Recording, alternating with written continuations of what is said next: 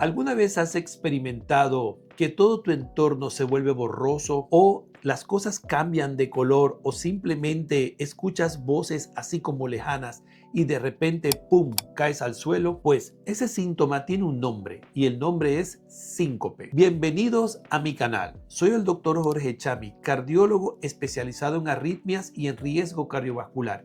Y hoy quiero hablarte de la pérdida de conocimiento conocida como síncope. Quiero explicarte cómo se presenta, cuáles son los factores predisponentes y qué tan grave puede llegar a ser en algunos casos.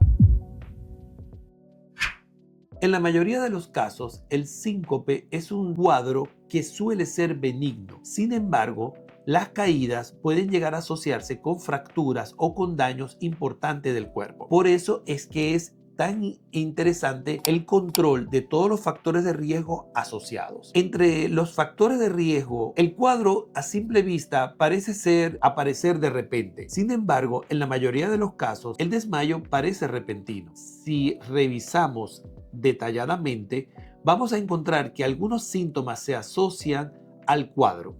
Por ejemplo, el mareo, la sudoración, la sensación de frialdad, la taquicardia, las palpitaciones pueden llegar a ser algunos elementos asociados al prodromo o a las condiciones previas a la presentación del cuadro del síncope. ¿Qué sucede en estos casos? Lo que sucede en estos casos es que el cuerpo comienza a presentar ciertos cambios a nivel del sistema vascular.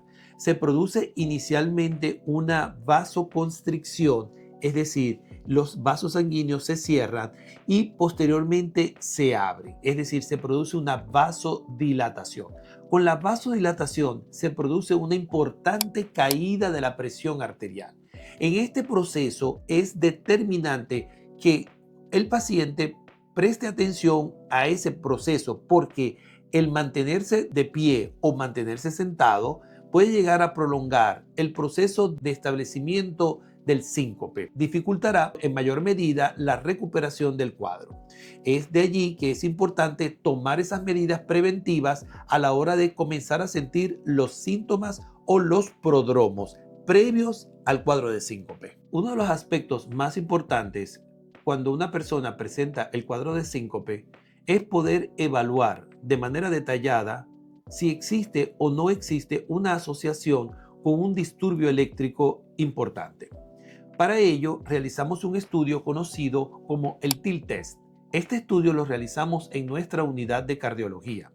Con el TIL test podemos realizar una evaluación completa del paciente y podemos reproducir el síntoma y determinamos si existe una asociación entre la presión arterial y el ritmo cardíaco y establecemos quién se modifica primero, si la presión arterial o si la frecuencia cardíaca. Por lo regular, en la mayor parte de los pacientes vamos a encontrar que existe una disminución de la presión arterial previa al evento. Segundos después se puede llegar a establecer lo que se llama un cuadro de asistolia. Sin embargo, en la mayor parte de los casos, con solo modificar la presión arterial, es decir, una caída importante de la presión arterial o modificación del ritmo cardíaco, podemos dar el estudio como positivo, sin que el paciente pueda ser sometido a una pérdida absoluta del conocimiento. Eventualmente, algunos pacientes requieren avanzar la prueba hasta el estado final. El TIL test positivo nos habla directamente de un reflejo vasovagal que en este tipo de pacientes suele ser muy florido. En algunos casos, el paciente puede llegar a presentar el desmayo o la pérdida de conocimiento o las modificaciones de la presión arterial y del ritmo cardíaco en las primeras etapas del TIL. Otros pacientes requieren la utilización de un medicamento especial conocido como Isordil o dinitrato de isosorbida, que ayuda un poco a la vasodilatación y generalmente con una dosis mínima de 1.25 puede llegar a reproducir el cuadro. En el caso de pacientes que hayan ya presentado la positividad del cuadro y que ya está evidenciado a través de los métodos gráficos que realizamos en el consultorio o en la unidad, procedemos a tomar las medidas necesarias. En primer lugar, cuando el estudio se hace positivo, colocamos al paciente acostado con los pies hacia arriba. Esta posición se conoce como Trendelenburg. Posteriormente, cuando el paciente recupera su estado de conciencia, nosotros le explicamos básicamente cómo ha sido el proceso y le hacemos partícipe de ese mismo proceso.